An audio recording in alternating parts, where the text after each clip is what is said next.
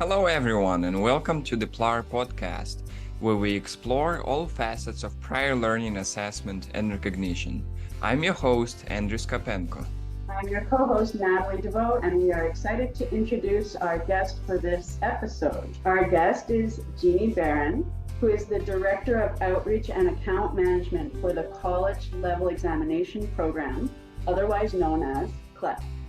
Gini partners with education professionals to impact student success through CLEP. Prior to joining College Board, Gini was a member of the faculty in the Minnesota State College and University system, where she worked as a counselor, providing academic, career, and personal counseling to a diverse student body at Minnesota's largest technical college. Gini earned her master's degree in counseling from the University of Wisconsin, River Falls, and a Juris Doctor degree from William Mitchell College of Law in St. Paul, Minnesota. She enjoys beach life in her hometown of Pensacola, Florida. Gini, thank you so much for taking the time to speak to us today. Thank you. I appreciate the opportunity to be with you all today. Great. So Gini, I'm gonna start things off with a very broad question. What is CLEP? That's a great starting point. CLEP is an acronym that stands for the College Level Examination Program. So CLEP is a program created by the College Board back in 1967 as a way for students of all ages to show mastery of college level material through a valid, reliable exam. So with a passing score on any of CLEP's 34 subjects, students can in turn earn college credit. And what are some of the benefits that students would decide to take CLEP? When we survey our test takers as to why do you take a CLEP exam, the two things that come out most frequently is one, the cost savings. So the cost of a CLEP exam currently is $93, which is payable to the College Board at the time the test taker registers. And when you compare that to the cost of a college tuition course, most CLEP exams equate to 3 college credits. And when you look at the cost of the $93 investment in taking that exam and earning those credits versus the cost of tuition fees, books, etc., it can be quite a huge cost savings. In addition to the financial savings, test takers also save time. Students come to college at different points in their life with a variety of experiences. So being able to have that knowledge recognized in a valid, reliable exam and earn college credits helps students accelerate time to degree, shorten their time to earn an associate's or a bachelor's degree. Okay, great. You mentioned CLEP is used by learners of all ages. What else can you tell us about the type of learners that tend to take CLEP the most? Yeah, historically, I think, I know our original target audience for CLEP were really those adults returning to college after time in the workplace or military experience. You know, adult learners don't come to the institution as an empty shell, but are looking at ways to pull together what they already have, what experience, what knowledge, and how that can equate to college credit. So while that was and is still a large portion of our CLEP test takers, our data shows that college students, whether they're freshmen, sophomore, juniors, or seniors, are taking CLEP so they can complete their degree either on time or even early. And we've seen an increase amongst CLEP use of high school students. Again, students and families trying to figure out how to do this thing called college more affordably, and CLEP can be a great tool for those students and their families. That's quite interesting. Sounds like the same what PLAR, prior learning assessment and recognition, is offering to students. At the same time and cost savings are one of the top two. Gini, for the steps to take CLEP test, what are they, and are there any technological requirements to it? So CLEP is delivered digitally, and it's delivered at a CLEP test center. So the steps for students who are interested in learning more about CLEP, they can go to our website at clep.org. We encourage students to prepare and practice and become familiar with the content of the CLEP exams. The student then creates a College Board account and registers for the exam.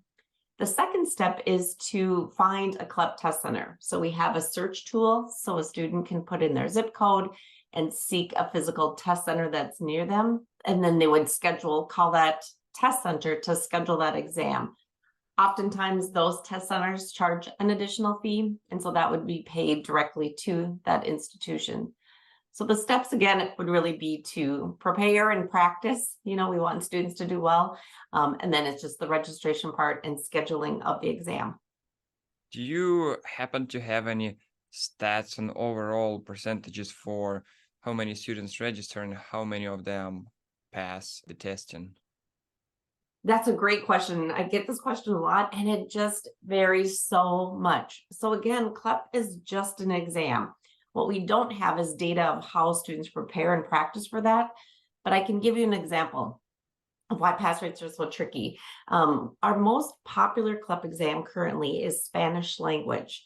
So we have numerous heritage or bilingual Spanish speakers who sit for that exam and have extremely high pass rates, upwards of 85 to 90% in some areas. With that being said, that's a very specific preparation that those students have. For our other exams, it can just range from, it's really about the preparedness, so it's hard to say an overall pass rate number just because we don't track how the students are being prepared. Right.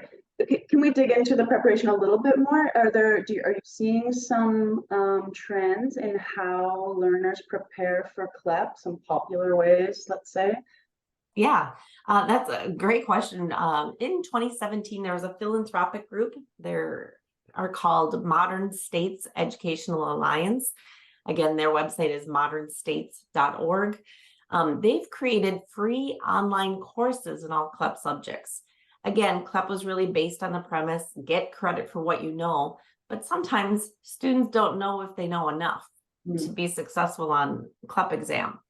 So Modern States is a great resource. Modern States, as part of their philanthropy, have hired instructors to teach CLEP content. Students, it's self-paced, asynchronous. Students can go on anytime, sit through a Modern States course, answer in the embedded CLEP practice questions, and then that will help again with that preparation piece. And then Modern States will also provide for students who complete the course and the questions a voucher to cover the $93 exam fee. Yeah, that's a huge opportunity. Yeah, very interesting organization. And if I'm not mistaken, I think that they may cover the invigilation fee that the test center would charge as well. Do you know if that's true? That is true. So again, like I mentioned, when a student registers for their exam at a test center, that test center would determine what that fee is. So the student would pay that up front to that test center. And then with a copy of the receipt, Modern States will reimburse the learner for that fee as well. So great program overall. Can I ask a follow-up question about something that you mentioned previously? Sure. You are seeing high school students take CLEP exams, and I can use the Spanish exam as an example. So if we had a 14-year-old who is bilingual and who could pass the CLEP Spanish exam, looking to get credit so that when the individual enters college or university, they have a few credits in their back pocket already taken care of. Are you aware of any restrictions for getting that credit after passing CLEP because the person is only 14 years old? Or is that institution by institution, they might decide to require someone to be a certain age before they can give college credit? That's an interesting question. So with the College Board and the CLEP program, we do not have a minimum age. Students can test whenever they feel that they're ready. So in the example, a 14-year-old could go ahead and take, the CLEP Spanish language exam. The tricky part is the exam, what College Board provides is a score. So the CLEP is scored on a scale from 20 to 80. We work with ACE, the American Council on Education, that recommends 50 to be a college credit granting score.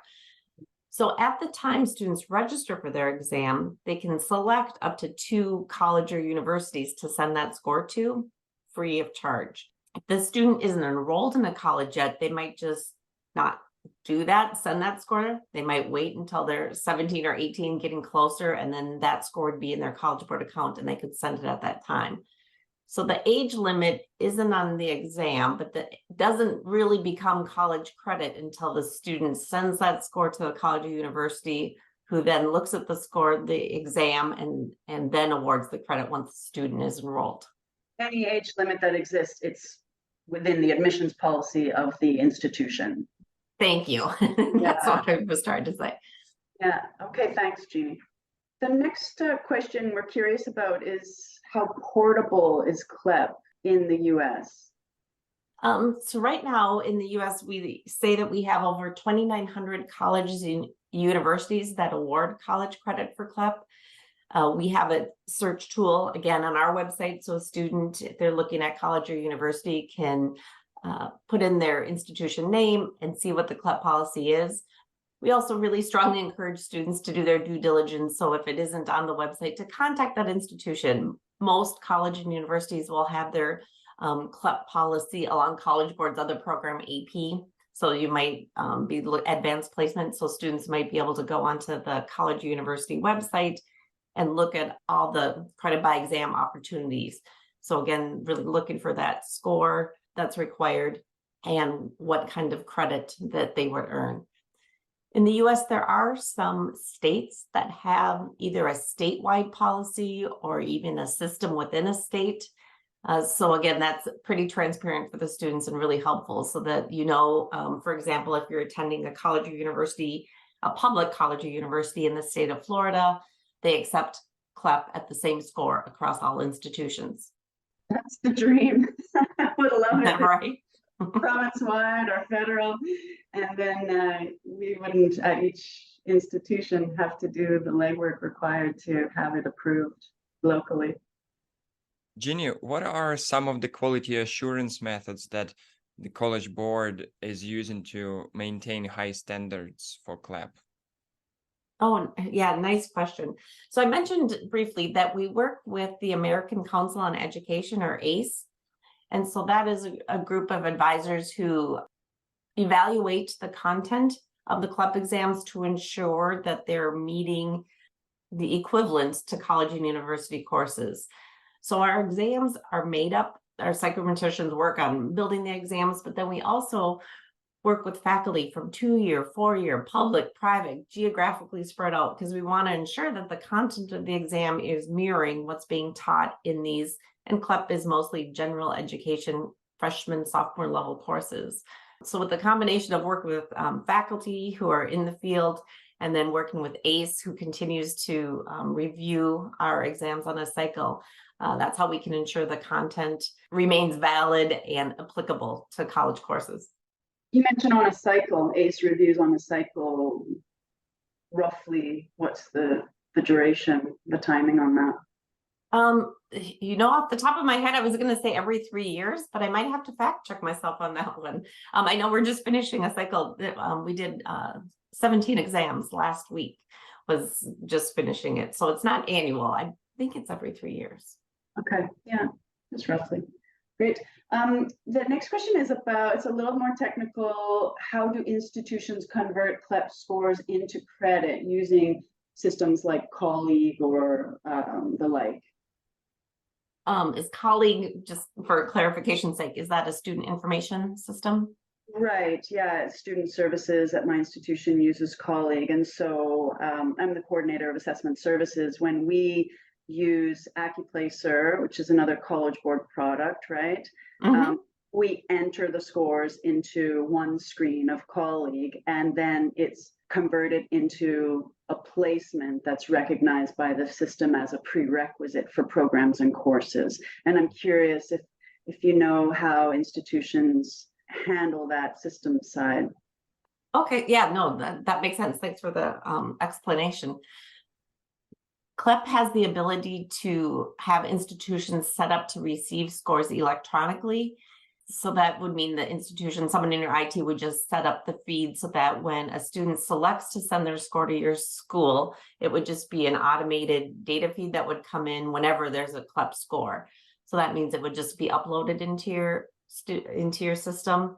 And then at the institution, you would say the score of 50 equals score of 50 on, let's say, I'm trying to think of introductory psychology is the required score for college credit, and they would transcript that however they do that. If it's just like a check mark, most institutions don't award any type of grade to that. They just have that CLEP score, passing score equal a course without any GPA weighted to it.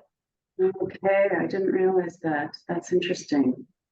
Yeah, the reason that I'm particularly interested in that is because so far in our PLAR policy, all courses are graded the same as the non-PLAR section of a course. So yeah, if it's pass-fail in the non-PLAR section of a course, it's pass-fail for the PLAR section. If it's a letter grade, then in the non-PLAR section, it's a letter grade in the PLAR section. So if we were to accept CLEP scores, we may need to rethink that. Right. And that's not a College Board CLEP policy. That really is up to the institution on how they accept that and transcript it. But I'm just pointing out generally that's how it's been transcripted. Can post-secondary institutions outside of US administer CLEP tests? And if yes, what are the logistics for such partnerships? Right. So the process for everyone, and yes, the answer to your question is yes. CLEP is delivered right now worldwide. We have many international test centers. Primarily, we have a partnership with the Department of Defense, so our active duty service members are taking CLEP exams all over the world as they're serving in the military. With that being said, a CLEP test center, it's really just a matter of going through a process. There's no cost to become a CLEP test center.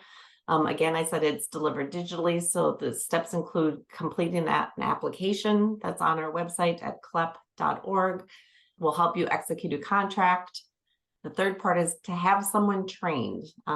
Whoever is going to be the primary test center administrator will have to go through some training. It's online training, complete a quiz at the end to get their credentials. And then the last step is to do the IT setup. So we don't require a certain number of machines. You need a minimum of 2 computers, one to launch the exam, and then you can have as many workstations as you deem necessary for how big a CLEP session may be. If you're going to just be testing students one-on-one, or if you're going to have groups come in, you would set up your computer lab, however that works for your institution.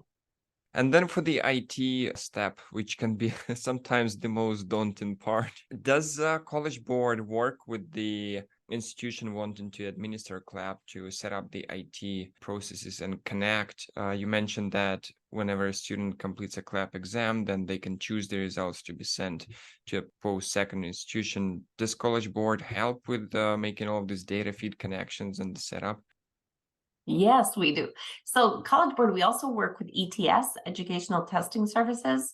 So ETS manages the platform. It's called Unify, which the CLEP exams sit on. So they sit on the Unify platform. So ETS will help with that technical support set up there. And ETS is also responsible for delivering CLEP scores. So in both those capacities, IT folks can reach out to ETS through us. We'll connect everyone together as they go through the steps to get set up. My experience dealing with College Board on the AccuPlacer platform has been very positive. I find it an easy platform to use in terms of tech requirements, not too onerous, and good customer service. Yeah, that's great feedback. Good to hear that. We even have a client testimonial here. I have another question for you, Gini, which is what are some reasons that institutions can be hesitant or reticent to recognize CLEP exams? I think the most obvious reason is institutions somehow think they're going to be losing out on those tuition dollars for that course. You know, if a student CLEP becomes a verb. So as a student CLEPs out of an introductory course, the institution isn't going to have that tuition revenue on that course. However, there's been research that shows, granting students that credit early can help them stay and persist and complete the degree. So we like to say in the short term, you might lose that one introductory course. The student also might be more likely to continue and stay by doing so. So I think that's one reason. Oftentimes, we also hear that professors are concerned about how a student's going to do in the subsequent course. So if they earn college credit through CLEP for that first introductory course, how are they going to do in the next one? And we have data, we've done our validity studies that show the CLEP test takers did just as well or better than the peers in that subsequent course than the students who took the introductory course at the institution. We also have the ability for institutions to do their own validity studies. So if that's a concern of faculty, we can help. It's a free service provided through College Board that we can help institutions check their policy to ensure that the students will be successful as they move forward in their educational plan. Are there any institutions in Canada that you're aware of who are administering CLEP exams? I just looked, and I think it was less than 5. Okay. So it's a big opportunity for us, right? Yeah, room for improvement. Yeah. Mhm. I need to get into those validity studies. I think that is what will convince my stakeholders in my environment, is if I can get familiar with those validity studies that you just referred to, Jeannie, that should allay any concerns. No, and because us here too at the College Board, we're all about having students provide access and opportunity, and really based on wanting them to be successful. So those validity studies are an important piece of that to ensure that students have conquered that college level knowledge in that CLEP course. So you talked about two main reasons why institutions may be hesitant. And the first reason, the concern about loss of tuition. For me, I mean, I understand it from a particular perspective, but we don't want students to be spending time in a course that is not necessary. And yes, perhaps, you can always find something from a course that's valuable, but it's not the purpose. I mean, if there are learning objectives spelled out in a approved course description, and if the student can demonstrate through we talk about other prior learning assessment tools like portfolios and interview skills demonstrations, or an exam like CLEP. However they demonstrate it, if they demonstrate that they have that knowledge and have those skills, I don't think it helps anyone to have them take a course anyways. Certainly not for short-term tuition bump, because I think that the reputation of the college is more important, like recognizing what the student brings to the table. You've mentioned that before. They're not empty vessels. And communicating that message that, yes, we see you, we see your knowledge, and we see your skills. That's the type of place that we are, right? And so if you can pass this exam, we will give you credit. We prefer that you spend your time on higher order challenges, and hopefully that helps the student feel more empowered and invested in the process, because they see that we're not here just for that extra tuition fee, right? For the 1 or 2 courses. We're here to help you recognize what you're bringing to the table and to help you move along, right? Get to the end, the finish line, as efficiently as possible, as long as everything's done correctly, right? That there's no gap. Yeah, I could feel the student really feeling respected by that, Yes. To say, this is what you already know, let's get you credit for this in an accelerated, affordable mechanism, and then we'll take you to the finish line to get you in those higher level courses in your particular major. I think that there's just one question left. We wondered if there were any CLEP success stories, if there was one CLEP success story that really stuck with you in your career. Oh, I have so many. I'm a little bit removed, working with the CLEP program in this capacity, but I work with lots of testing directors who just share their CLEP stories with me.